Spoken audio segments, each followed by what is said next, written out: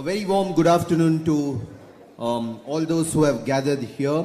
On behalf of the St. John's Medical College Alumni Association, it is my honor and privilege as the Academic Secretary to welcome you all to the HJ Mehta Memorial Oration. This is the 41st HJ Mehta Memorial Oration, which the Alumni Association has instituted to honor the memory of one of the most illustrious teachers St. John's Medical College ever had.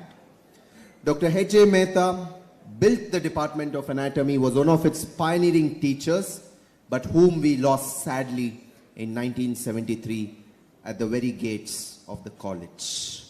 To introduce and to speak about Dr. HJ Mehta and the oration, I would now like to invite Dr. Stephen, Associate Professor in the Department of Anatomy and a student favorite teacher, to please come to the podium.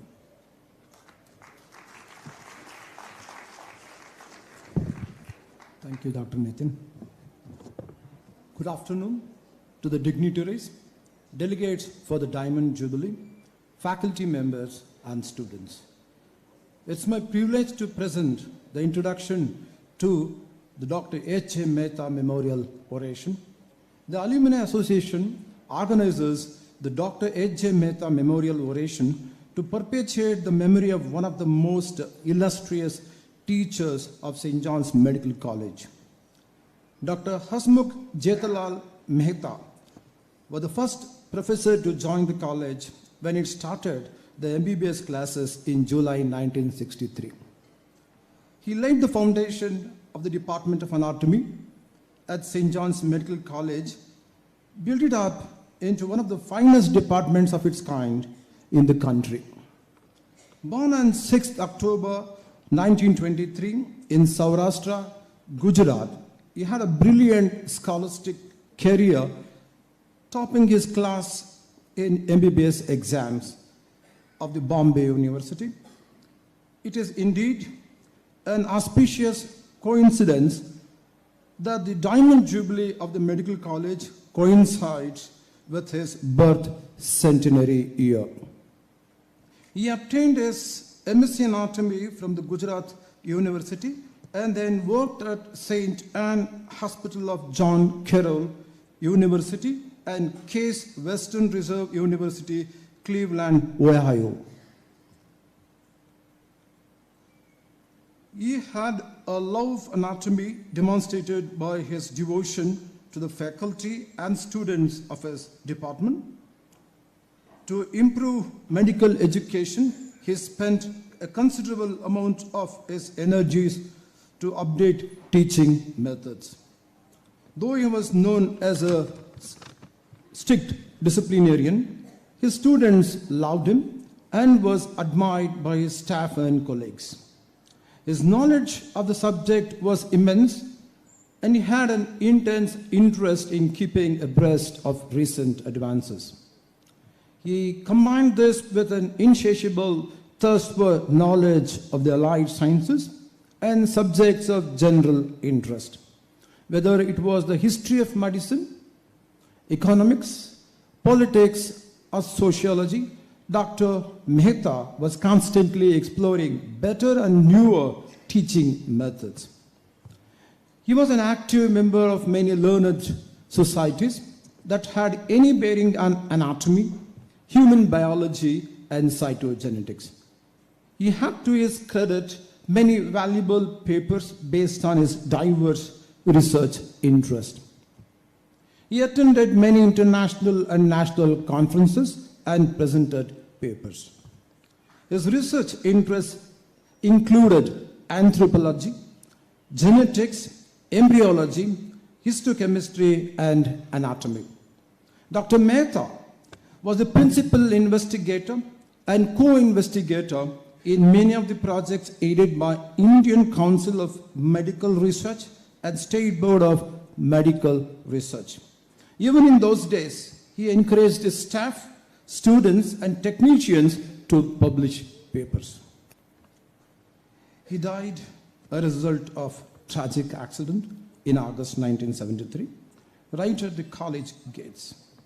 That day, the medical fraternity lost an excellent teacher, a man of warm friendship.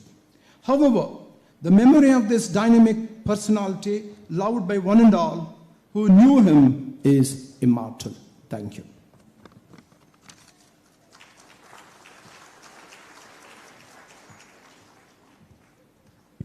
Thank you, Dr. Stephen, for that wonderful introduction, and also emphasizing on the fact that in this very amazing Diamond Jubilee celebrations of St. John's Medical College, it is also coinciding with the birth centenary of Dr. HJ Mehta.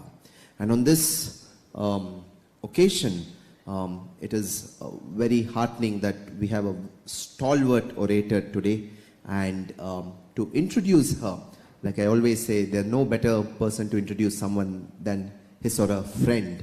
And therefore, it's my honor to invite another illustrious Johnite alumni, who was the former professor and head of Department of Medicine at CMC Vellore, and later at the Pondicherry Institute of Medical Science, and is currently the consultant at Narovi Hospitals in Vellore, Dr. Kurian Thomas, to do the honors of introducing Dr. Evita Fernandez for the 41st HJ Mehta Memorial Oration.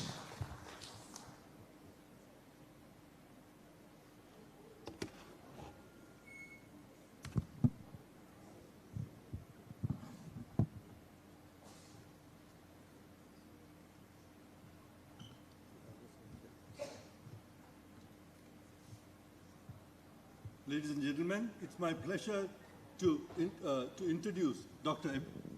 Evita Fernandez to this august audience. She's giving the oration today, and as you remember, we have just had the introduction to Dr. Mehta.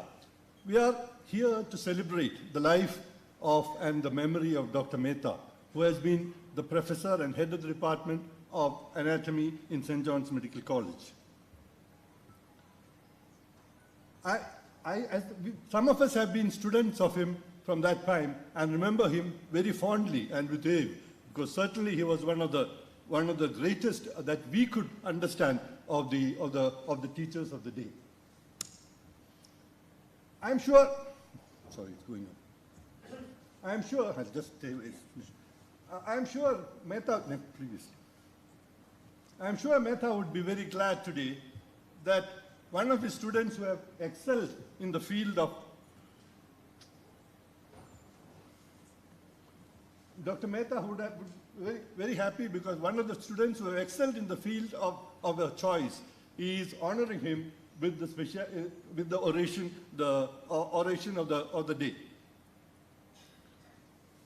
Dr. Evita is well known. Many of you would have seen her. She's a very proficient presenter. She has had a number of publications and presentations in India and abroad.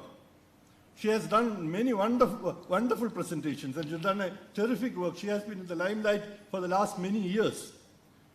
She has won many awards, both national and international level. And I would say some of them would be, which I don't want to list them all, but some of them would be, certainly you would need to know, is that the Uttavir Award from the President of India in 2021 for the sacrificial and dedicated work in the field of obstetrics and for the women of India. Next. She also won the Pride of Telangana Award last year in 2023 for providing changing the pattern of obstetrical care in the state of Tamil Nadu, in the state of Telangana. She's a proud alumnus of the batch of 7th batch. She entered the portals of St. John's in 1969 and completed MBBS training in 1973. She obtained a postgraduate degree in obstetrics from Osmania University and went on to get the prestigious fellowship from the Royal College of Obstetrics and Gynecology in 1985. What happened? Soon after 1985, she took on the responsibility of the Fernandez Nursing Home in Hyderabad. What she is today is, Evita is now the chairperson of the Fernandez Foundation and the managing trustee of their research and educational wing. What happened in Fernandez Hospital from the 2 decades, from 1985 to 2000, is something really worth understanding. The hospital transformed itself from a 40-bed nursing home to 300-bed tertiary level maternity care institution. Also with number of small peripheral centers. There was also a school of nursing and an institution for children with neurological or other deficiencies. This center has become the referral center all across India now. And this was recognized by the National Board as the referral center for postdoctoral fellowship in maternity care. These are all great achievements in itself, and one would be proud of it as a lifetime achievement. At Evita is the greatest satisfaction Evita has got, I understand, is from starting a training center for professional midwives who worked in the peripheral centers of India. And she was instrumental in, along with the other stakeholders, in developing the content and the curriculum for this program. And the government of India, initially it was a small program, started at Hyderabad, then it was taken over by the government of Telangana and subsequently by the government of India to all the peripheral public health hospitals across India. She has trained many hundreds of midwives who are working now in the peripheral centers of India. I had an opportunity to visit her in Hyderabad a few years ago, and some of my own postgraduates are working there. And they were all very clear about her leadership. The greatest thing about her is the leadership quality. She's there at hands-on to provide leadership to people who are junior to her, takes on responsibilities for any failure which is inevitable, and shares the benefit and the glory of their work with all the team members. She has developed into a wonderful team of people in Hyderabad who will certainly has the impact on a much longer level and a much greater level. There are many, she belongs to the batch of, this is the batch of 1969. Many of us are here to cheer her success and also her beneficiary. The great activities of Evita Fernandez. If you ask me what is that thing that made her such a successful person, I would say three things. One is she's a very compassionate person. The second is her competence. And the third is a commitment to her objectives. She was always a compassionate person. I remember young Evita on the first She was always a compassionate person. I remember young Evita on the first year of her life bringing the children from mentally challenged children from the nearby institution and giving them a tour of our institution, etc. She carried on this compassion. It's a God-given gift, and God has given it in plenty to her. And she carried on that to her rest of her life, and therefore that she was able to focus her on the important things that matter to people. Competence, I don't want to elaborate on it. Her oration will be a definite proof of her competence. Finally, I would say about commitment. She has been following her calling. In spite of her problems for herself and in spite of her sacrificial issues that she had to make, she has continued with her, and that is the reason for her success. I would say, as far as the institution is concerned, the founding fathers would have expected a person like this, who would have, and she's an embodiment of such a person. And for young people here, she is a source of light to which somebody can focus and continue to be an example to the younger people of this generation. Ladies and gentlemen, I present to you Evita Fernandez and ask her to take on the podium to give the chairs. A big hand.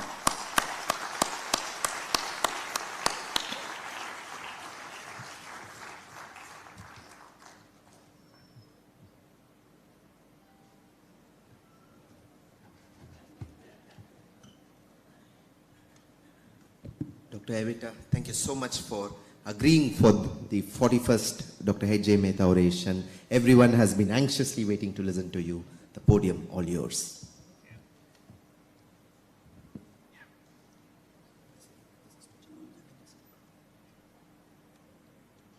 Good afternoon, ladies and gentlemen. I'm terribly embarrassed by all that Kurian said, and that's why I was trying to hide my face. Thank you, Kurian. You've been more than generous. Thank you for those kind words. But I'd like to thank the Alumni Association for inviting me to deliver this very prestigious oration. I'm honored, it's a privilege, but I'm humbled. I'm not a teacher, I'm not a researcher, I'm a doer. And I consider it a privilege to be here.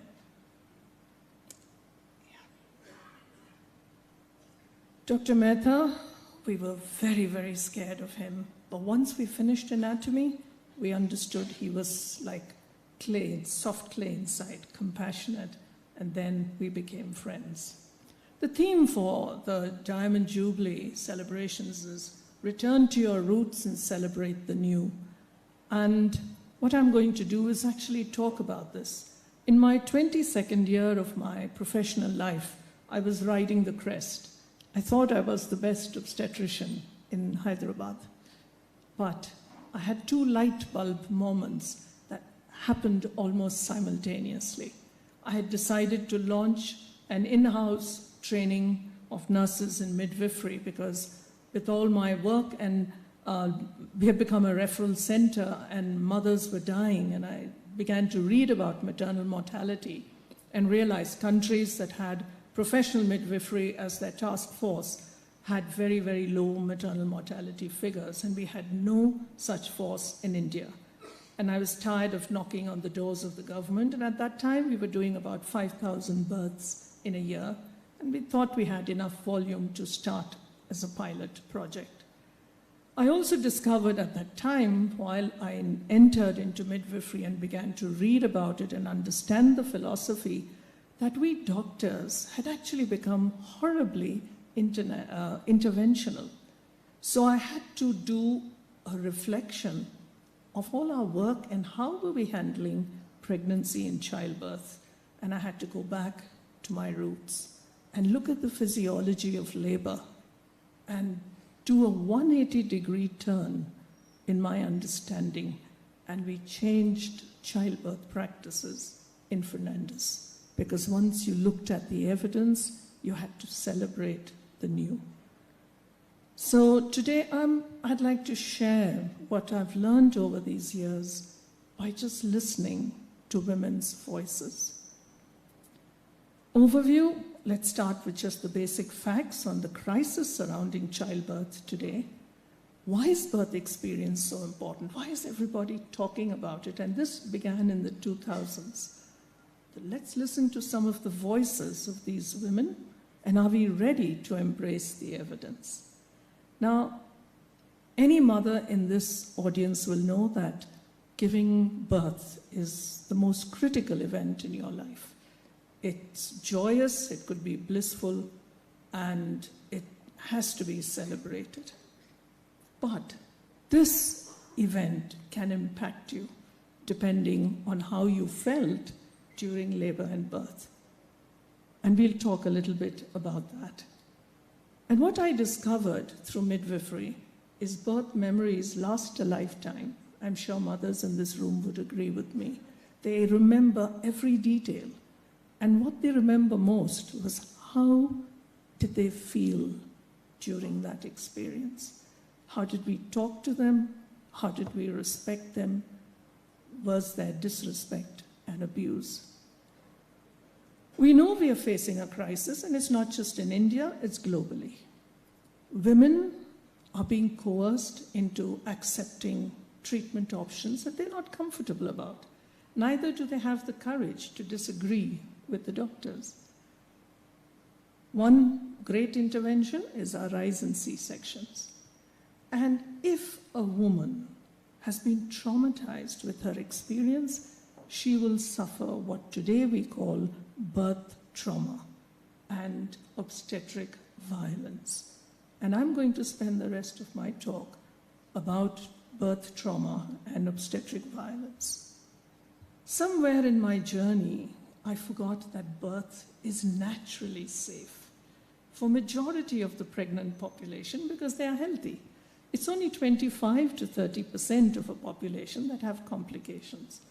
And it's because we focus on the complications that we obstetricians began to look at every mother as a catastrophe waiting to happen.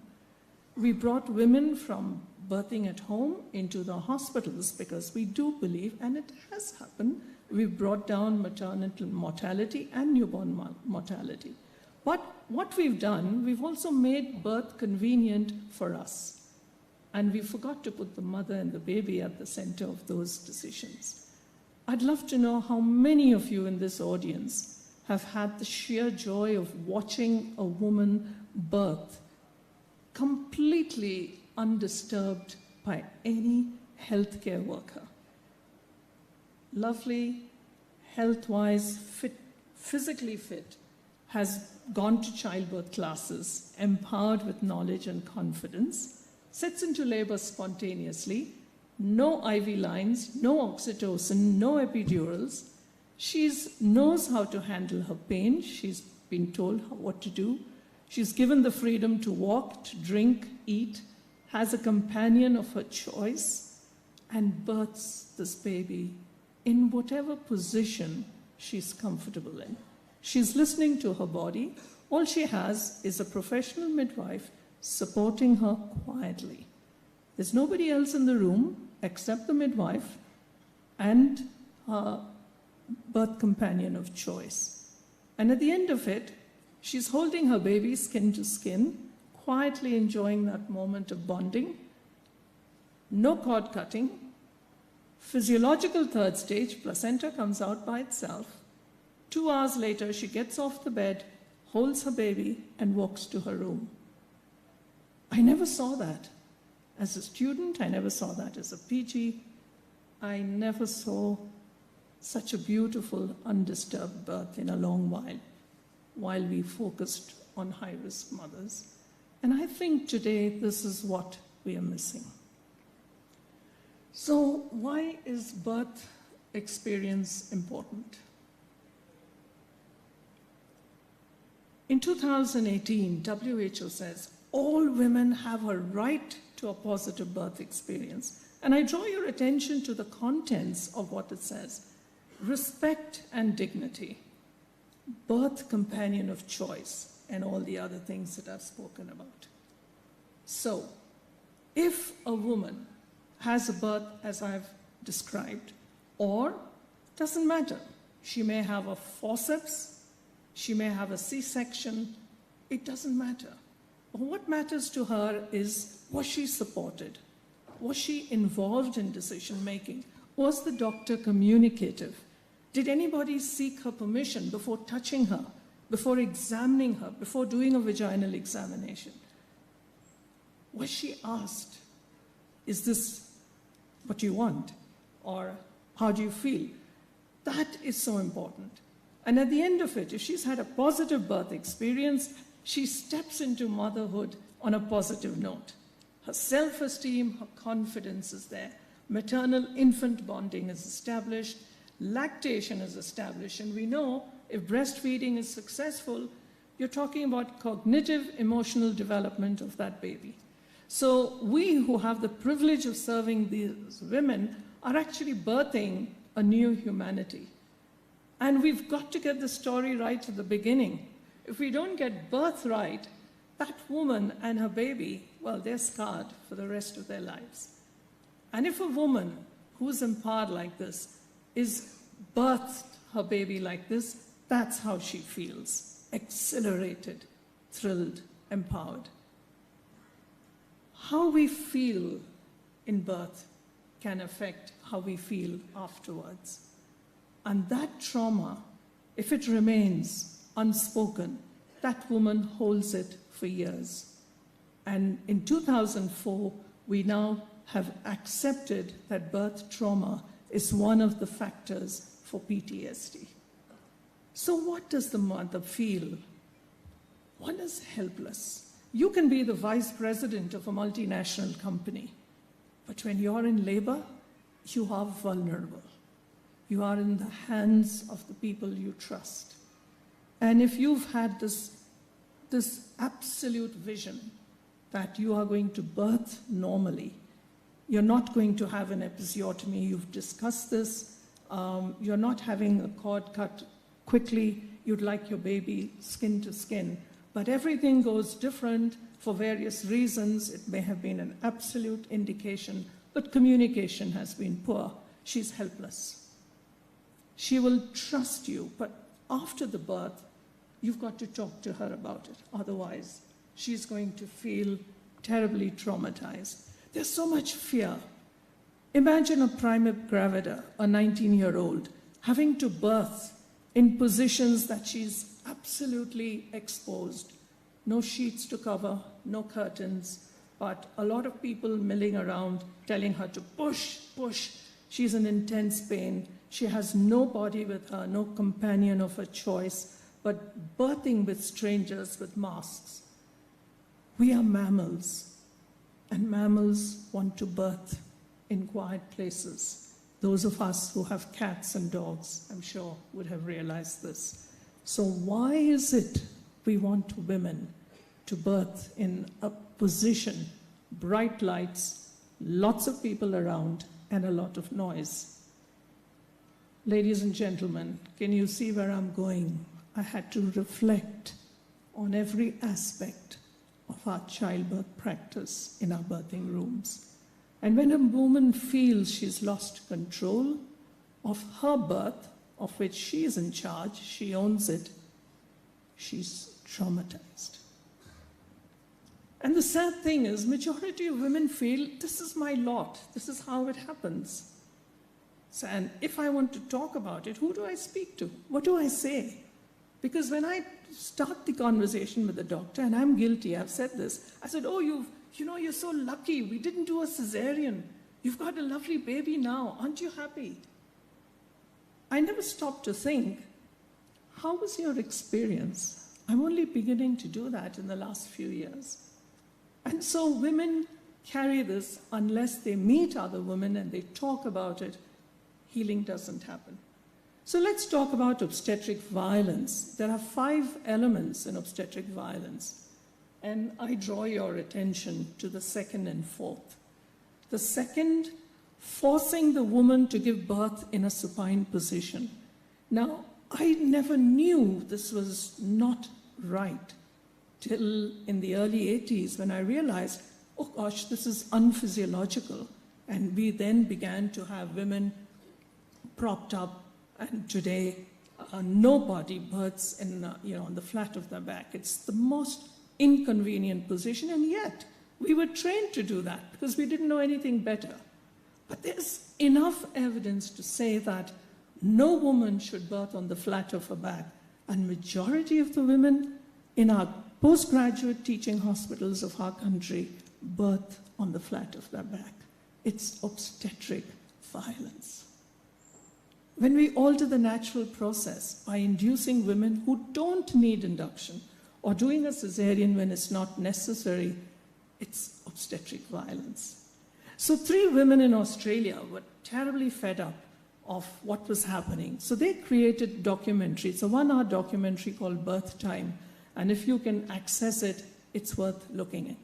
We screened it at Fernandez for our midwives, doctors, childbirth educators, and we had a lot of discussion after that.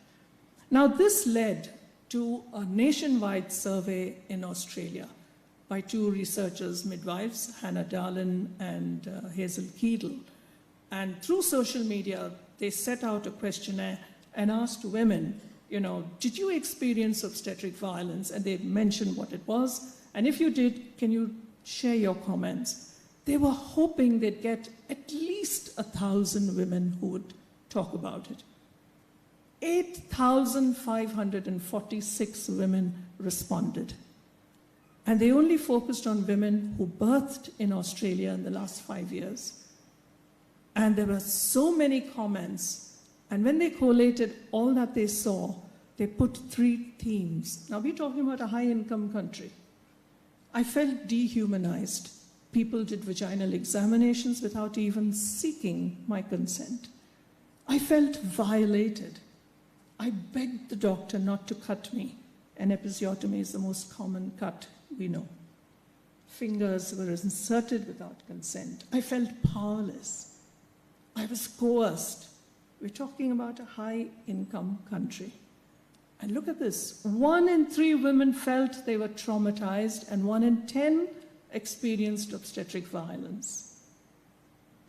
Impact on healthcare workers, midwives, when they feel women are being abused, disrespected, not treated with that level of privacy, they suffer PTSD. Medical students, when they see women being beaten, pinched, and treated badly, they don't want to do obstetrics. I don't blame them. So let's go to America, another high-income country. They've had these listening to mothers surveys done at intervals. The last was done in 2018. They looked at women in the state of California. 8% of them said they were abused and spoken to rudely. And I've just chosen 2 comments. My episiotomy was the worst thing that happened to me. And today, it breaks my heart because thanks to the midwifery program, I've had the privilege of walking into many, many public teaching hospitals. And it breaks my heart that our postgraduates today believe that every primary gravida by default needs an episiotomy. And that's a violation of basic human rights and a lack of understanding of normal physiology. And another woman in the US says, I left the hospital with a healthy baby, but I was traumatized because my bonding with my baby was affected. Let's go to Brazil, where you have a very high C-section rate, and in 2 very large private hospitals, women were asked to talk about how they felt about their birth experiences. And they concluded, there were 3 conclusions.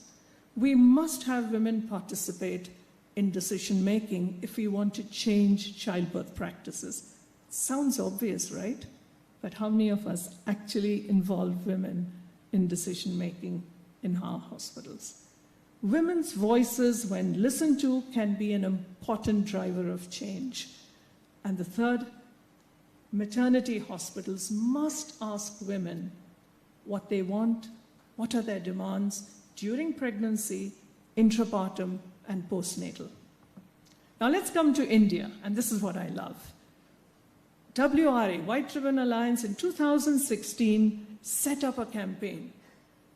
What do women want? And they included 27 districts and 2 union territories, 335,000 women going into public hospitals of our country answered a single question.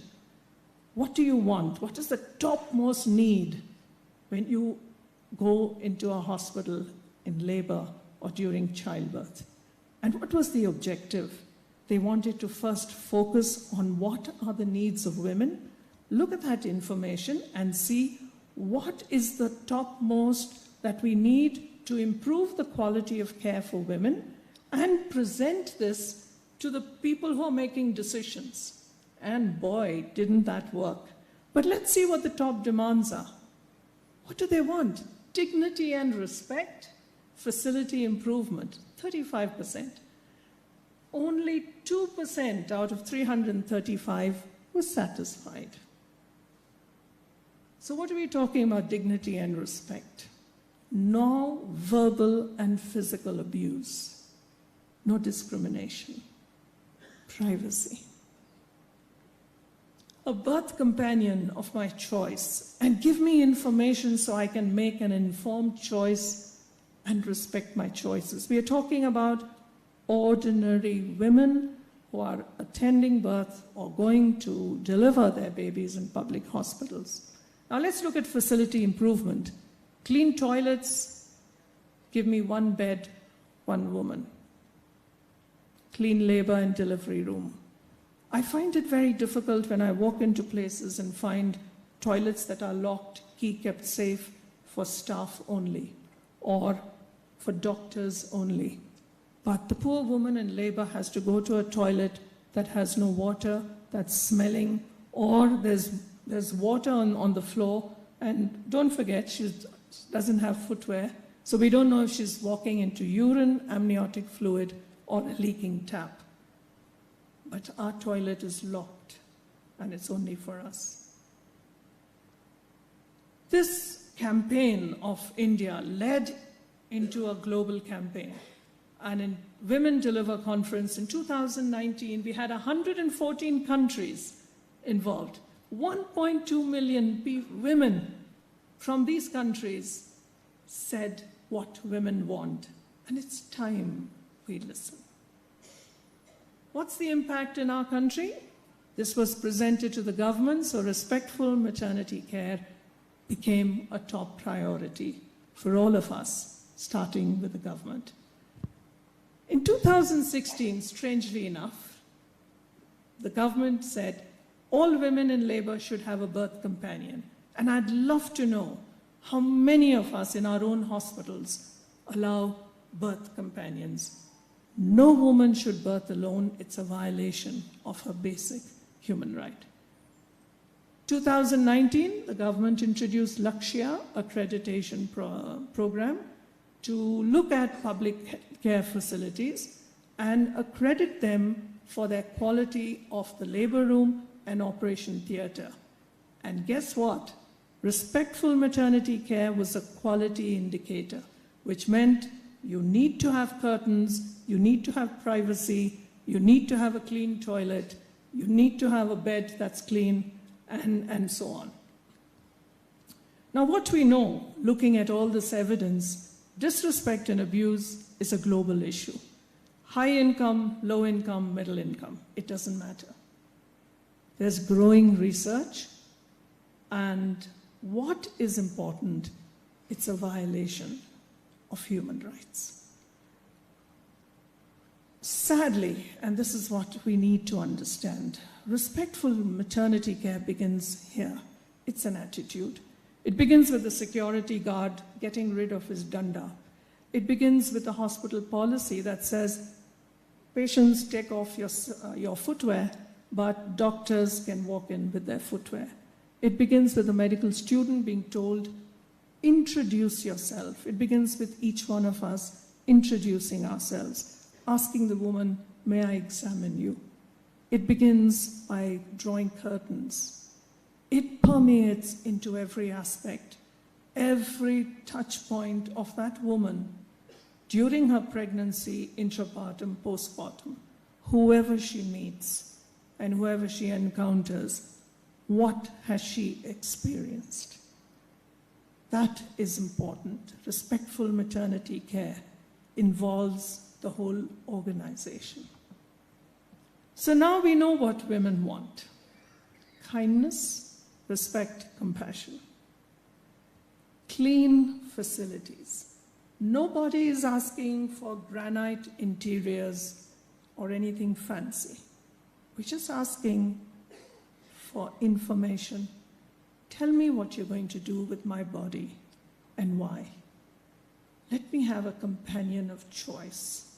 Give me the freedom to move around and birth in a position that I love or that I want to.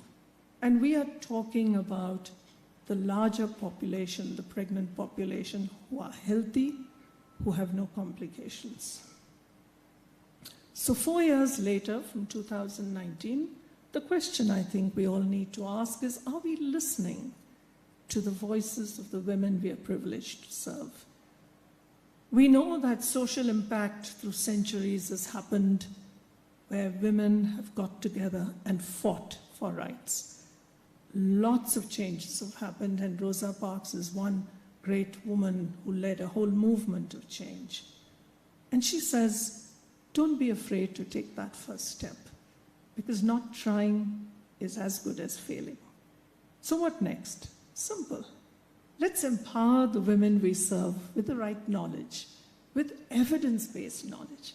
So which means we need to start looking at our own understanding of normal physiology of labor and empower them in the language they understand. Have childbirth classes. We don't need to do it. There's enough people, childbirth educators, mothers who've had bad births or good births become wonderful educators. And get women to be empowered, confident. Discuss birth plans with them. Find out. And This can be done in a public hospital, it can be done in private hospitals. This is basic communication. Offer evidence-based care.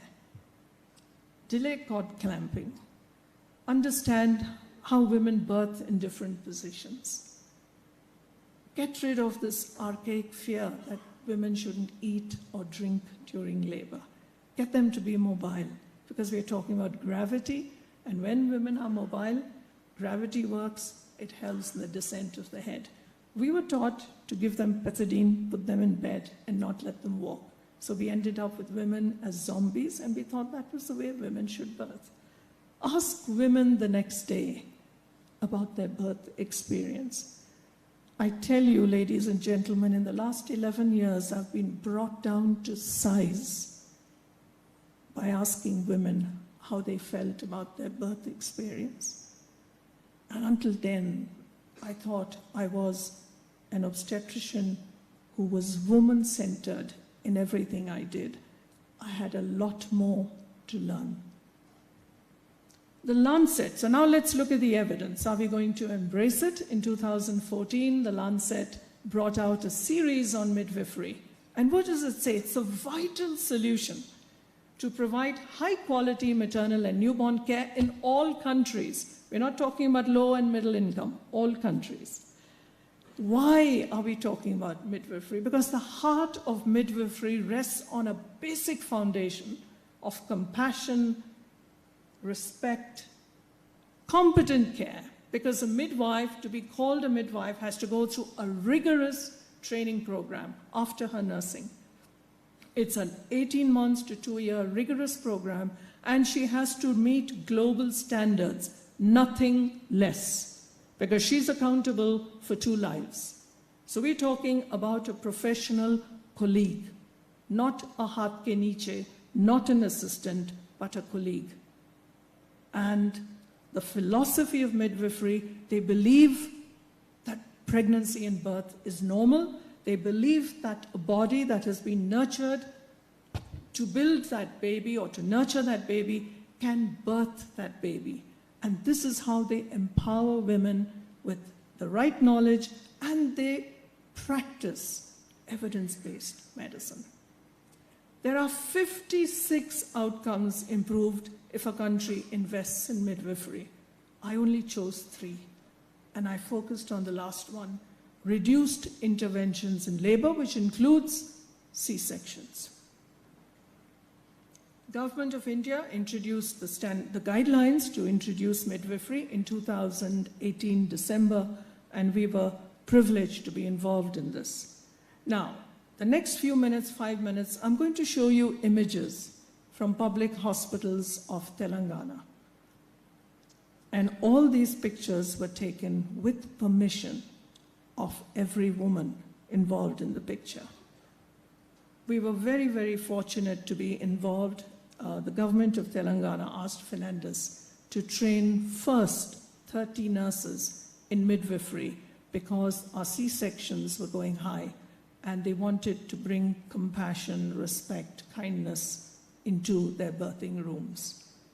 And those midwives now are full-fledged, very, very creditable with their clinical work now, and are helping us train more and more midwives. So as a result, over the years, from 2017 to today, we've trained about 300 odd midwives for Telangana and 22 educators. And each educator then trains another 30 nurses. So it cascades.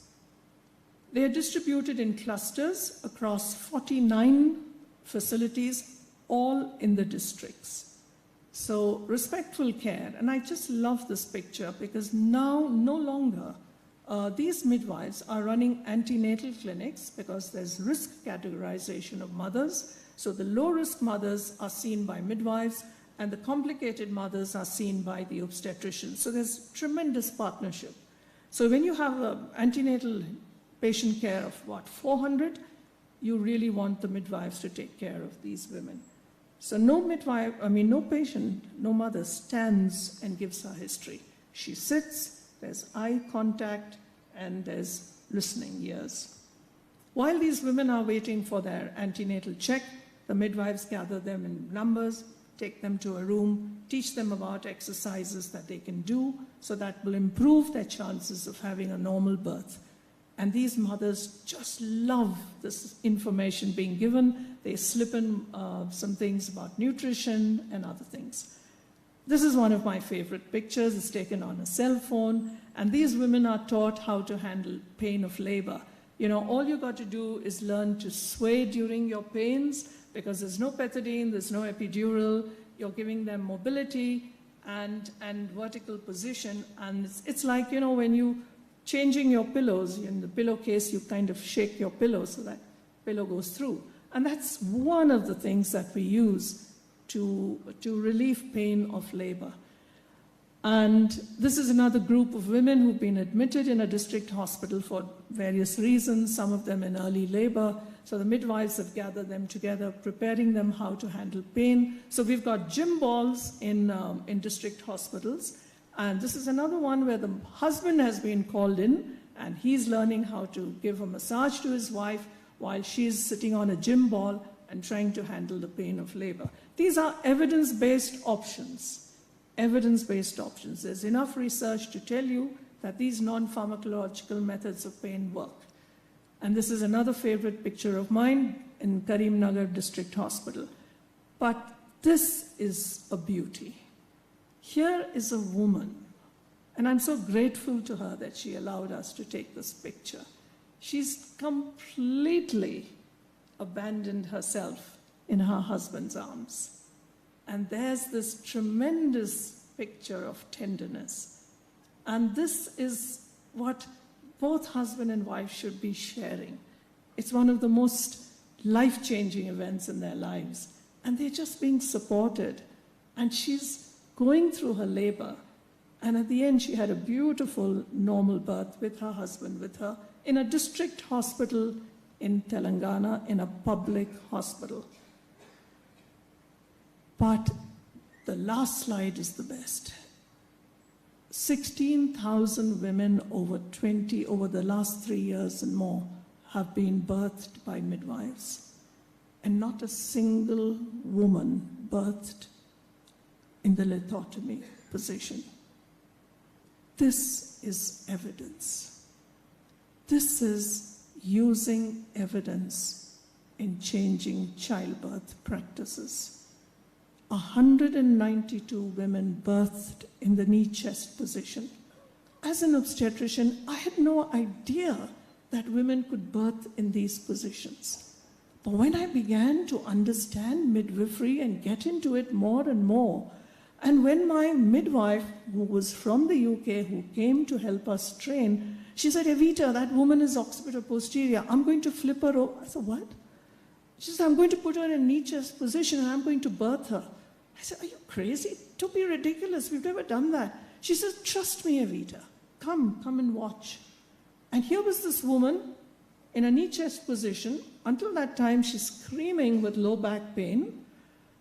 Flips her over. She births in that position, perineum intact. I was blown away.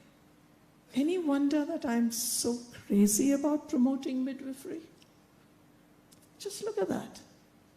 This is in our public hospitals, ladies and gentlemen, not in, we do this in Fernandez, but I'm not talking about Fernandez today. 16,000 women. And this.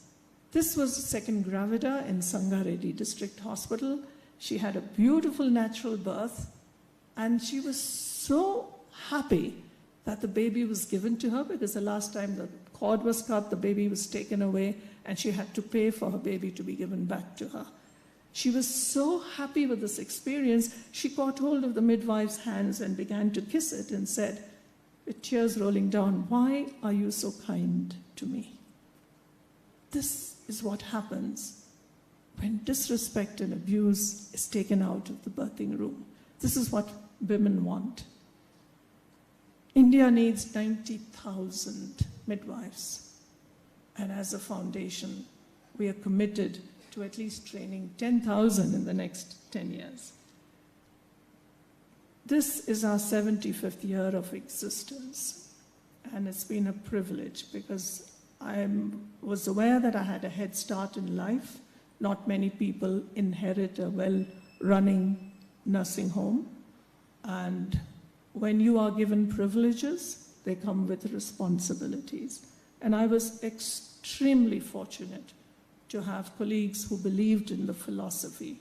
And that's how, over the years, we've just focused on making pregnancy and childbirth safe. And we don't use the word delivery anymore. Dominoes deliver pizzas. Orators deliver lectures. Letters are delivered by postmen, but women birth. And we believe that 75 years today, we are built for birthing. And I'd like to quote Mary Mongan, who said it, I couldn't say it any better. My dream is that every woman everywhere will know the joy of a truly safe, comfortable, and satisfying birthing for herself and a baby. And I'll add a little caveat to that. My dream for India is that every woman, when she knows she's pregnant, should first see a professional midwife, and only if needed, should see an obstetrician.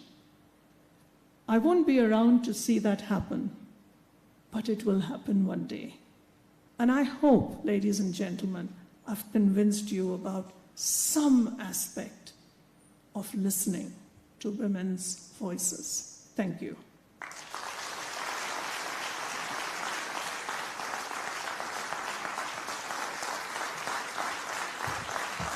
I think that says it all. The definition of pin drop silence during the oration, mesmerizing and captivating. And really, we are speechless for the enormous work that you have done and for this oration. I would like you to request to occupy the chair, and I would like to call Dr. Robert Anthony, President of the St. John's Medical College Alumni Association, and Dr. Tony Raj, Dean, St. John's Research Institute and an ex officio member, to felicitate Dr. Evita Fernandez. Request Dr. Priya Pius, Vice President, to hand over a bouquet first as a token.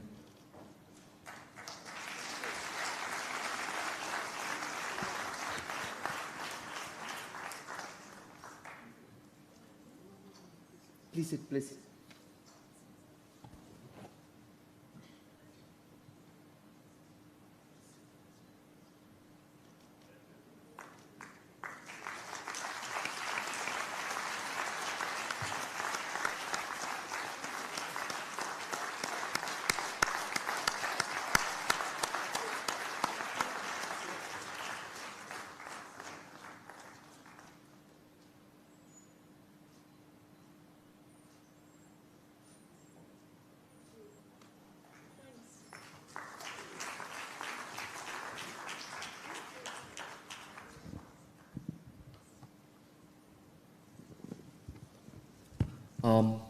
Before we end, it's our honor also to felicitate